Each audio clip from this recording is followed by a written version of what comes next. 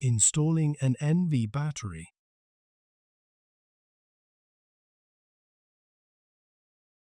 Place the NV battery into its compartment. Route the wiring along the side of the power supply into its retainer and then through the channel in front of the NV battery compartment. Plug the wiring connector into its socket. Close the controller cover and fasten the thumb screw. Press the locking tabs and push the controller handles down to a horizontal position. Align the rear of the controller with the opening in the chassis, and then use the handles to gently push the controller halfway into the chassis. Connect the console cable to the console port on the controller and to the laptop so that the laptop will receive the console messages when the controller reboots.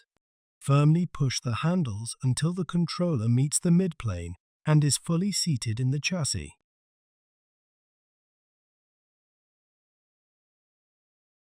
Pull the controller handles up and lock them in place with the tabs.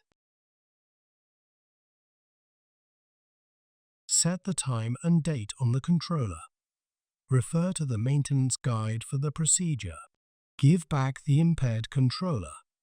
Refer to the maintenance guide for the procedure.